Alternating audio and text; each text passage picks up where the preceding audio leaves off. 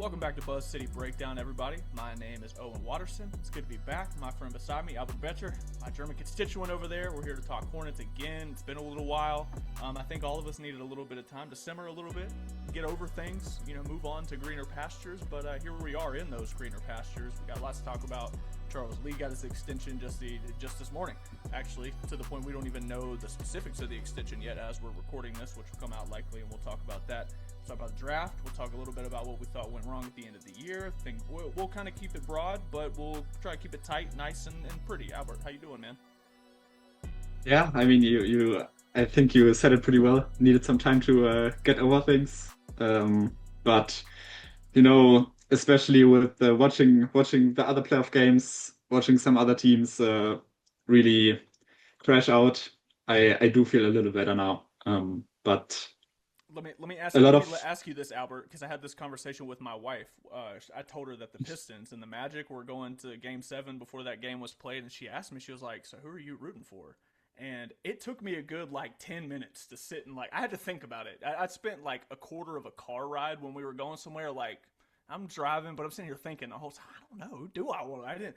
So I landed on I really wanted the Magic to win that game because at the very least you beat the number one seed. It makes us feel a little bit better about our loss. At least we were the trampoline to let you beat a number one seed.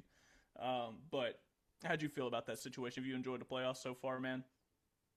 I mean, I've enjoyed the playoffs. For me, the Magic, as much as I didn't like them taking out the Hornets, they do have France, they do have Mo, two German guys, so that's always, for me, you said it, German constituent, so I'm a little biased there, probably.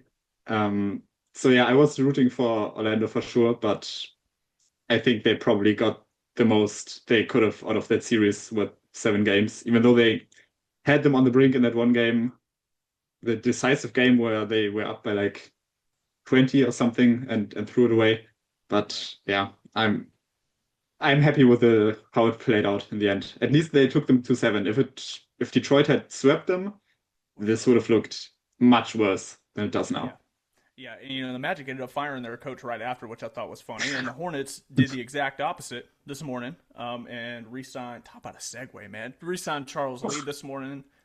We still don't know the specifics. I alluded to that just a second ago, but we're assuming it's gonna be 2, I'd say max 3 years. Lee signed a 4-year initial deal in May of 2024, so he's got 2 more seasons remaining on his initial contract that he signed when he first became the Hornets head coach.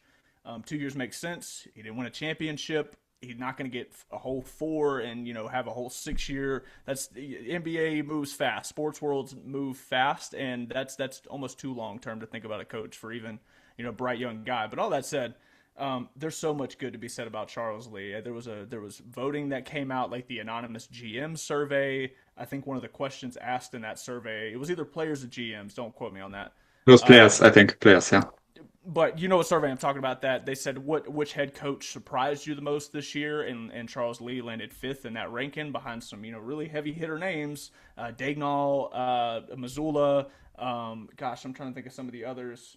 I think Quinn Snyder did a pretty good job this year, and etc. Regardless, I'm excited for Lee. I think he deserves it. First and foremost, I think Lee is the perfect example of what not enough coaches do. It's hard. Let me roll back a little bit. When Charles first signed on and did his first press conference, it's real easy to you have to tamper yourself down a little bit because and we had just gone through Panthers on the other side, on the other sports side, just gone through coach after coach after coach. So I'm sitting here watching an introductory press conference trying to pick out the spots in his PR written questions. But Lee and Peterson did a really good job in that initial interview they did together when they first came on with the Hornets. It was hard not to be a little giddy because Charles had an energy that, Borrego gave energy to the team briefly. They made the play in twice, but the way Borrego spoke in what's the right word here? Didn't inspire belief. I think the same way Charles Lee does. You could feel that he's a leader of men, and I think he's shown that, man, by pure example for the most part. And you got to give him a lot of credit for that. The development seems to be going well. I don't think you can bat your eye at. We talk about the Swarm winning the championship and the Summer League winning the championship. People have given DJ Baker and his top assistant Lamar Skeeter a lot of credit. Like that doesn't happen without Lee. Now Lee doesn't happen without them, but it's a symbiotic relationship. You know what I mean? Um, all that said, what was your initial reaction to Lee getting signed? I mean, I look back at this season and I remember during, I think it must have been like November or December, there were a lot of critics on Lee. Ironically, if you look back at it now, because he said LaMelo didn't start him in like a handful of games, maybe. I think he's really proven that he deserves this extension. I'm happy that he got it. Has he proven to be the biggest tactician mastermind of all time yet? No, of course not. I mean, they did, as you said, they didn't win a championship. They lost in a playing game again, but he clearly resonates very well with the players. So not just with you and with me, but also with the guys he should resonate with. Um, and this was the winningest season in 10 years. And he it would have been very easy for the team to kind of, put their heads down when they were kind of just treading waters in early January, late December. And he did get them to keep their heads up, did get them to buy in for that kind of final season spurt, whatever you want to call it. And so I think he's a great coach, a great guy to keep around. He knows how to win. He's been in Atlanta and in Milwaukee under Budenholzer, where he won a championship with the Bucks.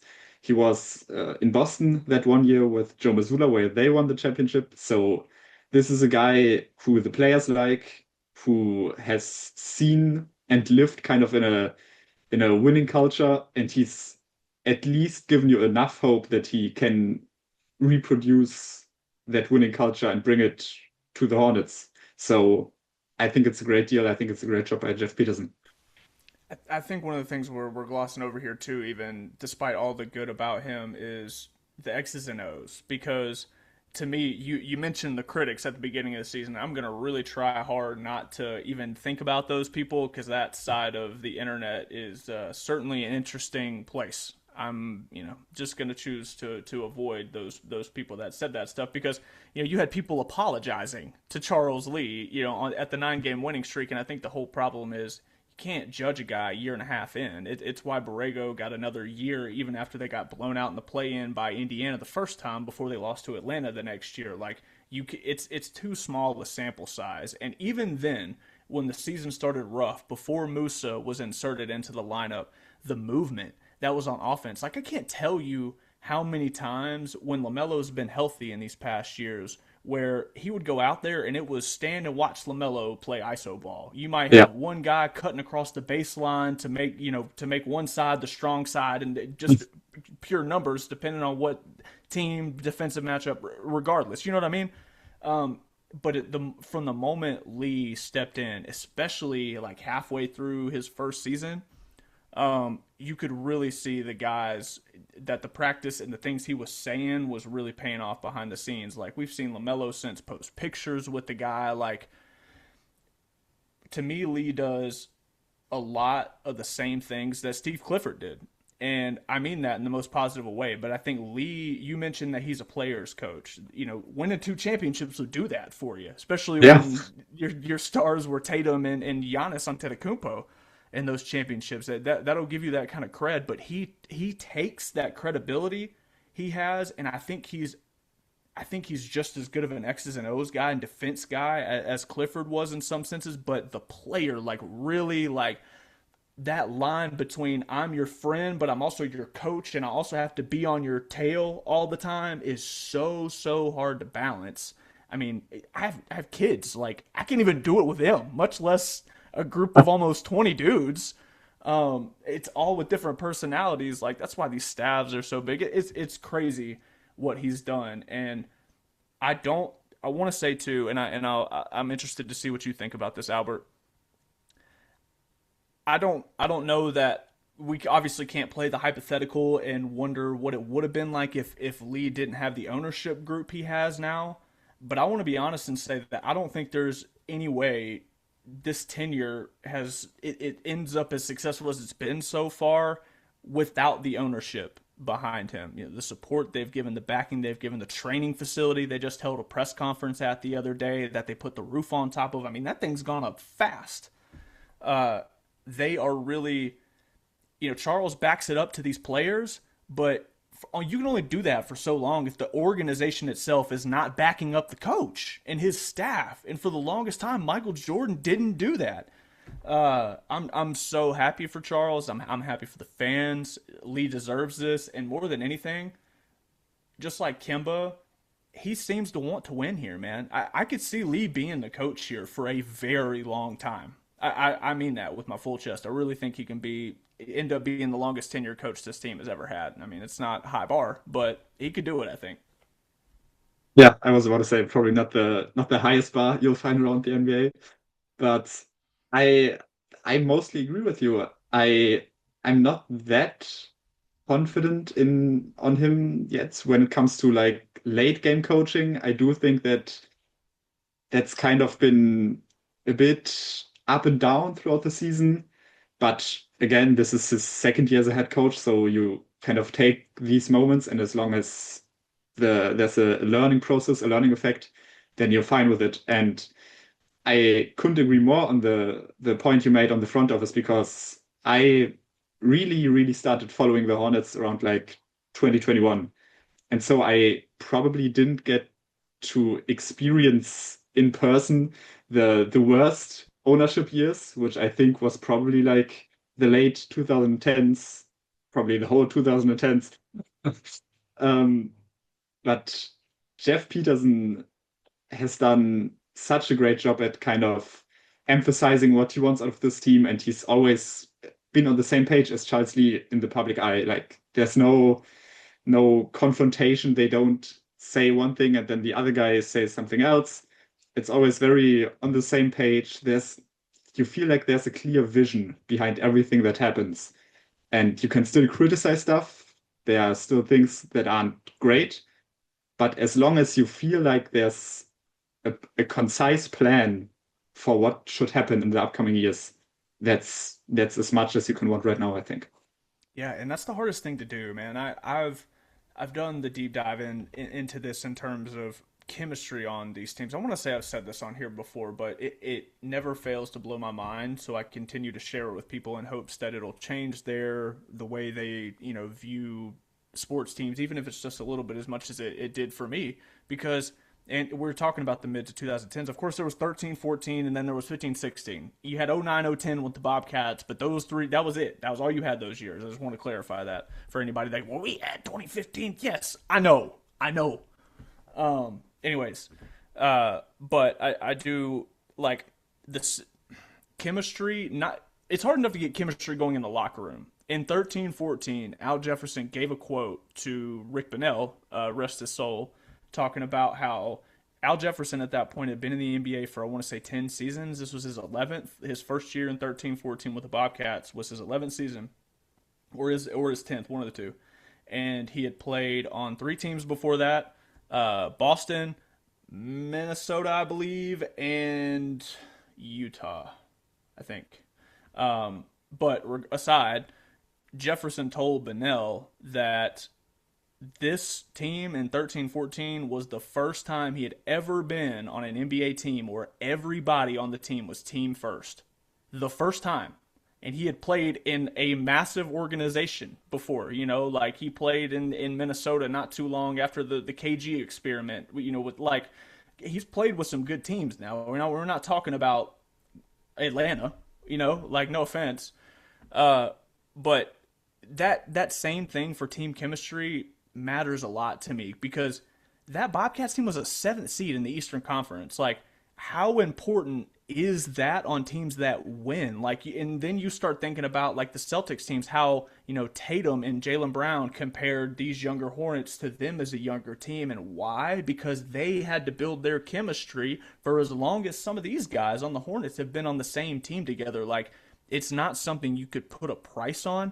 I think which is why Miles Bridges is such a enigma to me because I have never been able to put a price tag on his chemistry with LaMelo and his chemistry and knowledge with the organization. It's something that doesn't get talked about a lot. But that's a conversation for another day. I want to keep this to Charles because as much as team chemistry matters in the locker room, it matters in the organization just as much. I mean, the guys down low that are in the thick of it are going to be more and more pissed off the less the ownership group is doing. You know what I mean? And the coach will do less, the less like it's a whole chain reaction that starts with Gabe Plotkin and Rick Schnall, and they do it right. You got to give them a lot of credit. You really, really do. And I think that's the thing that's blown my mind the most. Like from top to bottom, they're trying to make it a premier organization, and you can't say that they're not on the road there quite yet. Man, I'm excited for Charles. I do want to mention though we haven't talked since Brandon Miller got injured. Well, not injured, but got his surgery. Excuse me for his. It was one of his shoulders. His right shoulder, if I'm not mistaken. I'm pretty sure it's his right. I'm not 100% sure, but you could see him during basically the second half of the season, always wearing his kind of People calling him the mummy. this massive piece of equipment. So it was hard to miss. Right. But regardless of which side it was that I don't have written down or remember off the top of my head, I remember people calling him the mummy. He wore it for, God, it felt like as soon as he came back from that early injury stint, he wore it and from then till the end of the season. Yeah, That was before pretty Beasley much. got put into the lineup, I feel like. Um, I think we all kind of had an inclination like, oh, this hasn't gone away yet, which means there's probably something that's there, but you don't play for that long with a wrap and with a lingering injury if you're, especially given how careful we've seen the Hornets team doctors be with LaMelo It's early in the season. You have to trust that they wouldn't have let him play, even if Brandon's all up in arms talking about, well, you got to put me out here. It's a contract year. Like they would have given him some sort of a minutes. It would have looked different than just letting him go have free reign with the shoulder wrap on. So they must have thought it was going to be fine. And I think that's something important that it might keep him from doing some off season stuff, but it doesn't stop him from doing leg work. It doesn't stop him from doing core work. Like he can't lift weights and do push ups and like upper body stuff. And does Brandon need to get there? Yes, but I don't want to sit here and act like I've seen a little bit here and there on Twitter like it's going to completely stunt Brandon's growth. I think if anything, because it's his contract year coming up, well, it was last year. You know what I mean? With the last year coming up, the extension eligible, with the extension coming up is the big deal this summer. I think it ends up being a little bit better for the Hornets given the case, but we're going to save that for another episode. So let's talk about the draft. Lottery's coming up I believe it's June 24th, something like that. Very end of June, I believe. And we don't know exactly where the Hornets are going to pick quite yet. We have the most likely idea. Albert, do you have the odds off the top of your head? I believe it's Yeah, well, 14th. Go ahead. they have the Magic pick, of course, which because they made the playoffs, it's not that great at 18.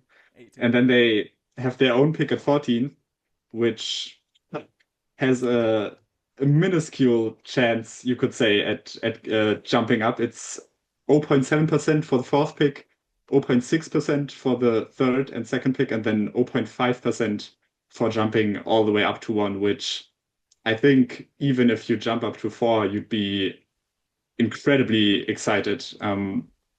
14 isn't great, but you look at this draft, even with all of the guys that have pulled out and the whole NIL spiel, um, you still have a probably pretty deep draft, at least like in the first, let's say, first round, probably first 20 to 25 picks.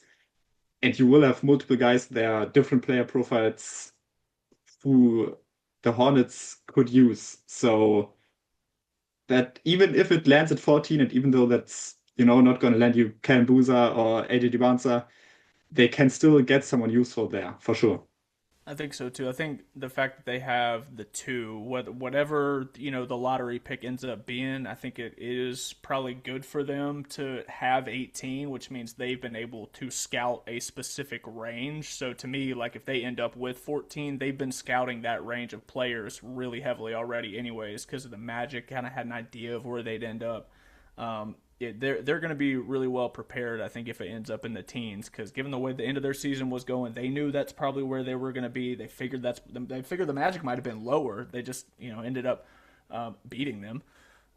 So we won't go there, but ultimately, I have a good feeling for the first time in years, Albert.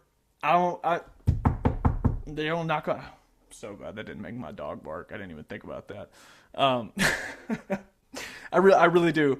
And I'll tell you why. Bill Simmons did his lottery karma rankings, and I can't remember exactly where he put the Hornets. It was high up, and we're talking about teams that deserve it the most. I mean, the way San Antonio got Wemby, the way Dallas got Cooper, the way that they make the dumbest trade in NBA history. Like, we had a bad loss, guys. Adam Silver, like, come on. You know what I mean? Come over here. Let me give me that ping pong ball. Goodness, they've only had the number one pick twice. It was Alonzo Mourning, and no, it was just Larry Johnson, I think. Goodness, I can't believe I don't know this off the top of my head. I mean, to kind of already be the counterpoint to what you said, I don't feel good at all about the chance of jumping. If I've learned anything throughout like my 5 years of following the Hornets, it's that the Hornets, they don't get lucky. There are no lucky breaks here. There's nothing, falling the Hornets' way if it could fall the other way.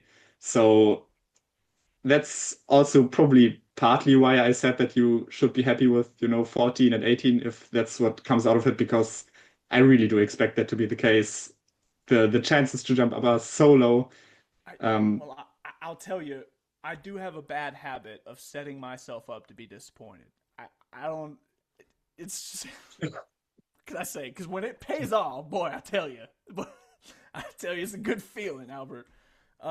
Just to correct myself, I knew Alonzo was. I couldn't remember if he was one or two, but Alonzo was drafted number 2 in '92. Larry Johnson was number 1 in 1991. The one that I want to talk about though was one I wrote about just earlier today on the Hornets on SI website. If you want to go check it out, about Baron Davis and the lottery history with the Hornets. So they've only jumped up 5 times ever in lottery history. They jumped up 3 times as the original Hornets, and they jumped up twice as the modern Hornets.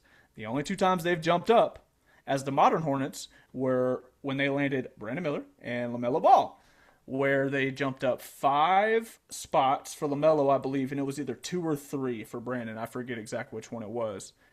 But 1999, okay, so 1998, 1999 was the lockout shortened season. For those who don't know, they played 50 games. It didn't start till February of 1999. Dave Cowens resigns for the Hornets after 15 games, after he just had 2 back-to-back 50-win seasons, and Glenn Rice was, MVP candidate. Okay, he resigns. His assistant coach, Paul Silas, rest his soul, God rest his soul. Paul Silas was an incredible coach. Took the Hornets to 7 games in the East, semifinals against the Bucks just 2 years later.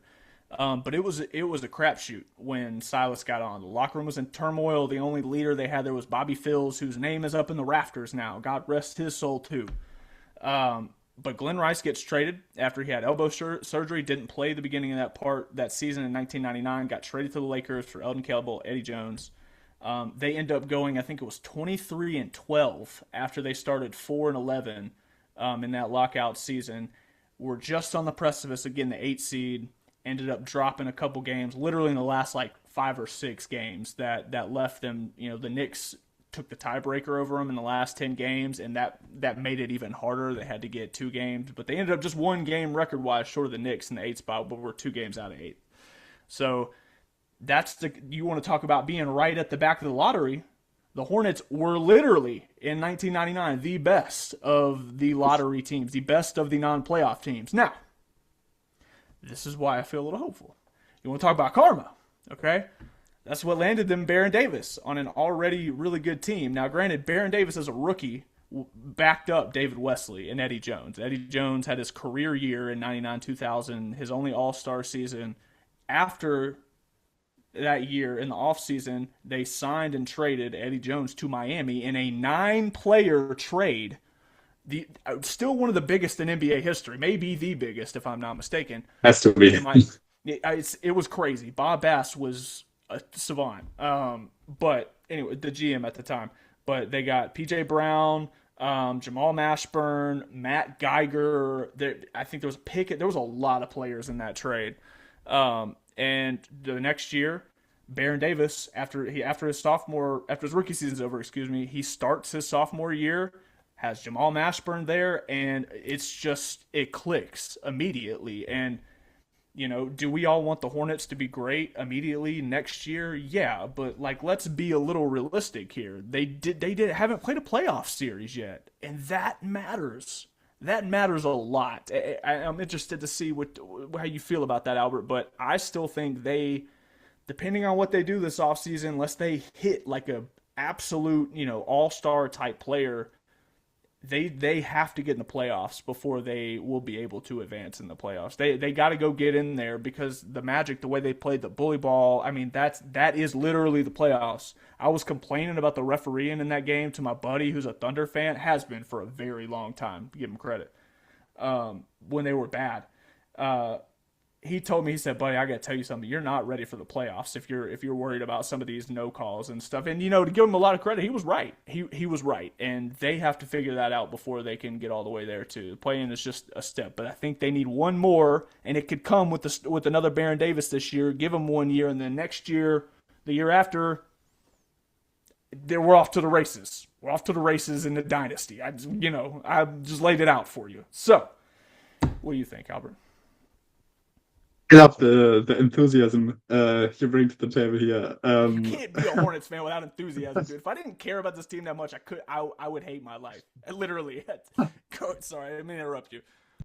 No, thank you for bringing up that anecdote on Baron Davis, because that was much not only before my time as a Hornets fan, journalist, whatever you want to call it, but also before my time on existing on this planet. So thank you for kind of enhancing my basketball knowledge and that of hopefully the young audience we have here.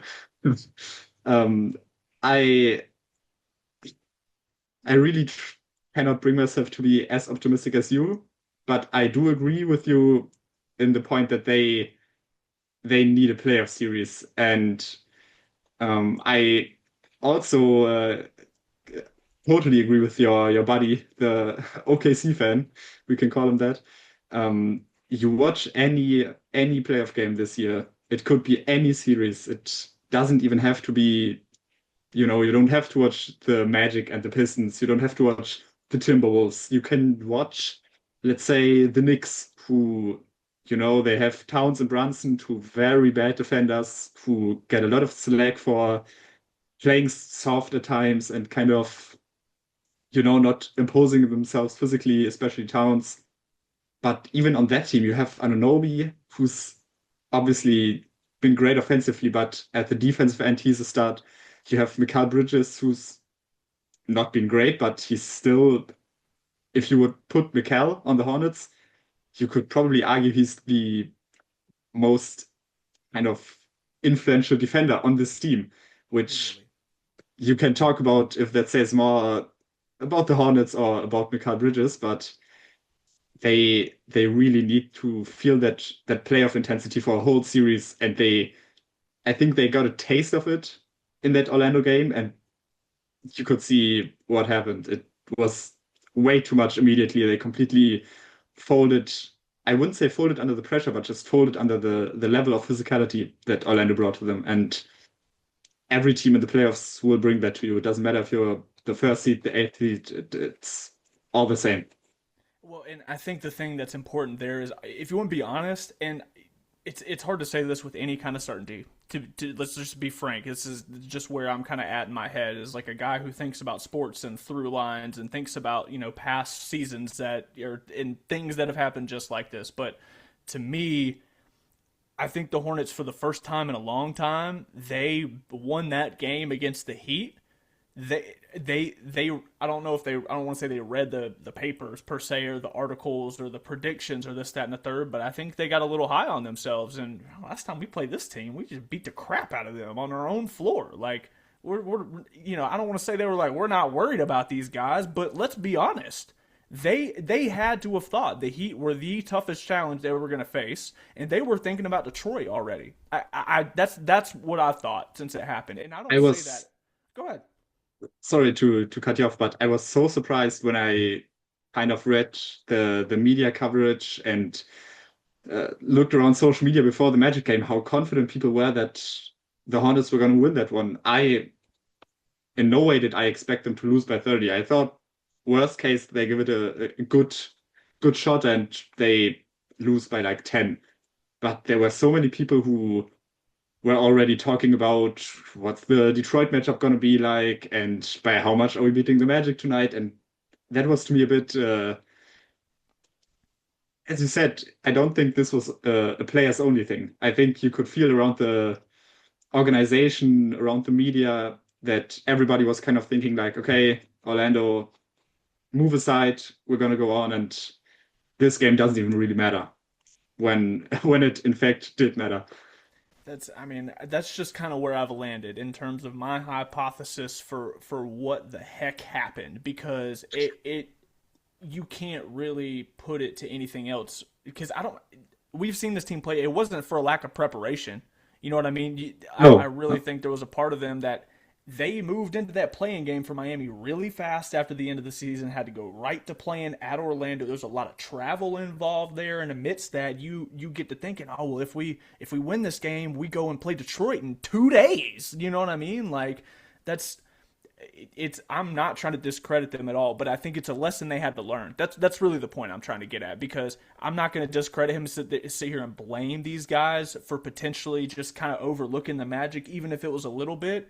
But I think the fact that they may have done that is a really, really important lesson for this Hornets team, because whether you end up being a number one seed or a number eight seed, if you get through the play in, like, you cannot in any 7 game series walk into any one of those games and think it's gonna be sweet. You know what I mean? yeah, That's people's like that's and I think the whole reason they didn't show up against the Magic is because they knew that, but they were preparing in their heads to fight that battle with the Pistons instead. And that's what I mean. You can't take that night off. And now they'll know that. They'll absolutely know that. They'll be prepared for the next time. They won't be as culpable to a trap game like the Magic, because that's ultimately what it was. Like you said, I was one of those people that I tried not to put it into the ether that they were gonna win for 100% certainty. But I'd be lying to you if I said I didn't feel that way before the game happened. And if I felt that way, if the fans felt that, I mean, just think about how they felt, man. That's what I'm trying to say, and I don't mean it with any kind of nastiness towards them. But I want to use this to kind of wrap it up here to talk about something you mentioned before we started. I think a part of it, you mentioned the physicality, how Mikal Bridges, you put him on the Hornets and he's probably the best defender right away. I think that's true with a lot of guys in the league. And to me, they filled a hole that they've been needing to fill for years with Kobe White and a legit backup point guard behind LaMelo. That extension is fully expected. That gap's filled. And to me, the last two you got are an elite perimeter defender, which I think we all thought Miller could fall into, but I don't think he's going to land in that basket. I just don't. I think he can be a plus defender. I don't think he can ever be an elite defender from what we've seen at this point. And I hope it proves me wrong. But given that, you need an elite perimeter defender that doesn't hamstring you on offense like Michael Kidd-Gilchrist. And you really need another big that complements Moussa Diabate as well as anybody could complement him. I don't know whether that's the draft or what that looks like, but to me, the biggest priority is another big that, whether it's a power forward or a real legit backup center, like maybe a Hartenstein. But I think either one of those things give you the versatility to play Musa at the 4 or 5, just kind of an interchangeable, like I was talking about the 2000 Hornets, like a Derek Coleman and PJ Brown. They called those guys, it's really bad in retro, they called those guys Twin Towers. And so there's that. But it worked. It worked for that reason. They were really interchangeable and really played well off each other. Musa's got that really unique skill set that I think needs a player like that to complement his motor. Do you know what I mean? Yeah, I agree with you 100% on the need for another big man who can also give you minutes immediately, because I feel like I'm higher on Ryan than most people. I do think he will turn into a serviceable serviceable NBA center at some point, probably a few more years, 2 or 3. But you need someone right now if you want to make a push, and you especially need someone who Ryan is a very kind of specialized guy, if you know what I'm saying. He's I do. a center that you can't play in a lot of matchups, and Musa is also a center that you can't play in a lot of matchups. And I think you need a third guy who kind of covers the matchups that they can't. And as for the perimeter defender, I I do disagree with that, because I fundamentally don't believe you need one great perimeter guy, but you need at least probably 3 of your 5 guys should just be able to hold their own, because I think you have the likes of Shai Gilgeous-Alexander, talk about Anthony Edwards, Giannis Antetokounmpo, even a guy like Donovan Mitchell, Jalen Brunson. These guys can get their buckets against pretty much anyone, and even if you put, let's say, a top 20 perimeter defender against them, they will probably get their buckets. So the goal should be to build a team that has multiple good defenders, in my opinion. And they're very far away from that. Yes, but I like the way you phrase that, because that's when I say the Hornets need elite defender. I think I actually agree with exactly what you're saying. But I think if they can get that elite guy, another guy that is Would be switchable, great, almost sure, yeah. like Musa, and you like imagine a four where Miles Bridges goes to be your seventh man next to Kobe White and comes off the bench like I really think he needs to. Despite how great he played against Miami, man, like he's not consistent enough at the four defensively, offensively. Like they need somebody there that is as switchable defensively as Moose and doesn't completely hamstring them offensively. At the very least, can move in the screening actions that they're constantly doing the same way Musa does. And if you do that, I think Brandon is good enough. Khan is works hard enough and gets in the passing lanes enough the same way LaMelo does, that if you add in a guy at the four spot next to Moose, or you get a really tall, say they get Hartenstein and move Moose to the four, like to me that still works. To me that's still where you don't have a lot of shooting. You are an offensively limited team, but LaMelo comes down the court and calls horns. What are you doing as a point guard with Isaiah Hartenstein and Musa Diabate on either side of you? I mean, seriously. I really think a big would open up everything for them. But you're right about the team defense. There's too much movement. There's too much switching. There's too much going on nowadays for you to be like, Jordan, go shut him out of the game. You know what I mean? Go Yeah. stop Gary Payton all game long. It's illegal defense isn't a thing anymore. Um, anyway, I do, go ahead, go ahead.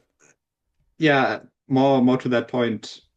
I feel like they have too many guys right now who are kind of effort guys defensively. I would say Con's an effort guy. He's physically he can't be a great defender, but he's like an effort guy who will give his best to stay in front of people. He does so often enough, probably. And you have LaMelo, who, due to his body, also not a great defender, but who gets steals, is active in the passing lanes. And I think you can't have the trio of LaMelo, Con, and Brandon as it is right now. And if one of them really has to kind of evolve physically, in my opinion, and to kind of bring that back to the point of what player profiles they do need. I think what they also really, really need is someone who can score against physical defense and who you can give the ball to. And if they, have a guy in front of them, some average defender, they can just go and get a bucket. And the Hornets really didn't have that in the Orlando game. Orlando did a fantastic job defensively. You have to give them credit, because they felt like they knew everything the Hornets were going to try, and they just completely shut them out. But that's also part of being physical, being able to muscle your defender out of the way, or at least create enough separation, even if you want to step back off of that separation. Like those are the margins that you kind of need offensively in nowadays NBA, in my opinion. That's fair. That's really fair, and I think you're right about one of them having to evolve. And we can kind of close it here because we could talk about this for forever. Because if one of them can evolve, it changes everything. But the fact that they Completely. haven't. The fact that they haven't yet is a part of the reason I would legitimately, like I mentioned, the Hartenstein Musa thing, because as much as that hamstrings you offensively, if those three guys are going to be your top scorers every single night and be the guys that, consecutively in different ways you build the offense around these three guys being your best players, Brandon is a decent defender and has potential to grow, especially, if he gets up here and gets bigger like you're talking about for sure. But in this scenario, like for next year, man, I really want to see them get another big, because you're even right about Kalkbrenner. Like I think Kalkbrenner can be a good NBA center, but that was so well said about he is so matchup specific though, and he's that type of center that, like, once you get into the playoffs, that's the type of center we've seen played out of series before. You know what I Yeah. mean? And that's something that I've always had in the back of my mind about Kalkbrenner that scares me a lot, because I mean, frankly, we saw what happened to Musa Diabate a little bit. You know what I Yeah. mean? Like, especially if they would have played Detroit, that would have been the biggest struggle for them, is how do we make Musa, usable still when he's not getting as many offensive rebounds and he's the primary, focus on the glass and offensively in terms of how physical they're being with them for the other team. That's why I think he'd benefit so much from another big man. We'll talk about this another time. Albert, do you have any other thoughts before I close this out, man? Yeah, one little stat I researched that I want to throw in here. Looked up, I combined the listed weights, so you know, don't always know if the listed weights are the correct ones, but from the NBA website, I combined the weight from Con, LaMelo, and Brandon, and I compared those three to the starting point guard, shooting guard, and small forward of all of the playoff teams. And if you look at this little ranking I made here, you have three teams that have a lighter starting three in that regard, and that's the Hawks, the Raptors, and the Suns. And Interesting. I think that says kind of a lot about you need at least like a baseline of physicality. And even you look at the Raptors, they have Jamal Shead, who's like a good defender for his size, and the Hornets just don't have that. Just to kind of Dude, close that that off. I think that actually just blew my mind, Albert, because if I'm not mistaken, I don't know how tall Con and Brandon are off the top of my head, but I'm pretty sure both of them are like 6'6" or taller. Um, LaMelo's 6'8", 6'7", you know what I mean? Like, like how that's the first time I cannot believe I just did that.